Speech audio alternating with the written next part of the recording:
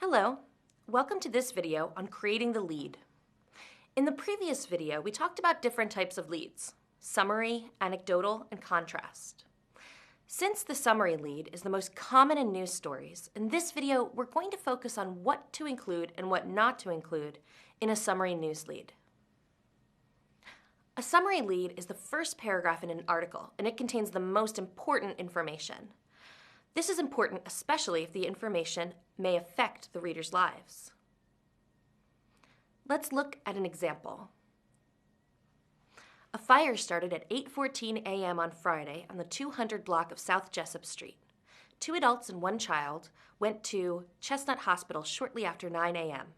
when firefighters rescued them from the second floor of that apartment building.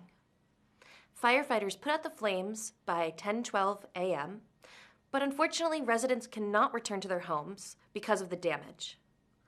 At this time, firefighters do not know the cause of the fire. In this example, we can see some of the do's and don'ts of writing a summary news lead. Let's start with the do's.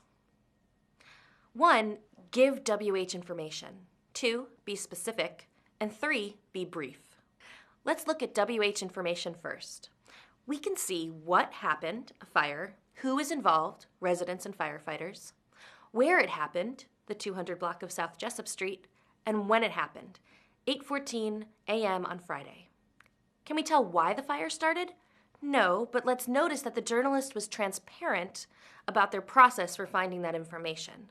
They said that firefighters didn't have that information at the time the news story was published. Remember, transparency is one of the principles of journalism we talked about in Unit 1.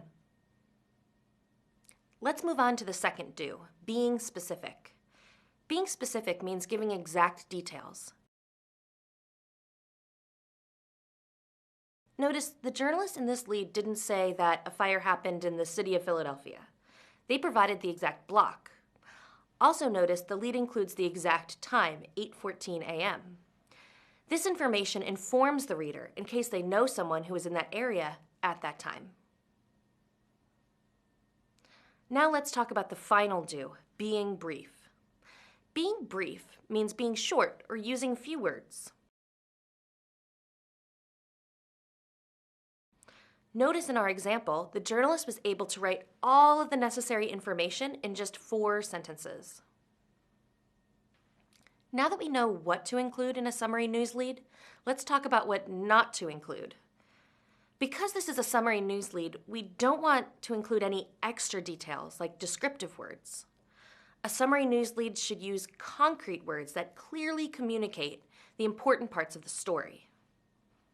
What if the news lead instead sounded like, "The bright orange, yellow, and cherry red flames from the fire interrupted the busy traffic on Friday morning"? While it may paint a picture of what it looked like, it doesn't get right to the important information. A fire started at 8:14 a.m. on Friday on the 200 block of South Jessup Street. Starting a summary news lead this way gives the reader the most important information first.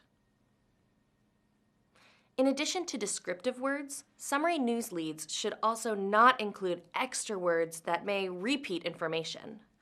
For example, what if the lead instead said, "A fire started at 8:14 a.m. on Friday morning"? Here, because we said a.m., we know that it's morning time. Remember, we want summary news leads to be specific, but also brief. To conclude, when writing a summary news lead, a journalist needs to include WH information, specificity, and brevity. And journalists should stay away from descriptive language and unnecessary words. Think about this style when writing your news lead for Assessment 1.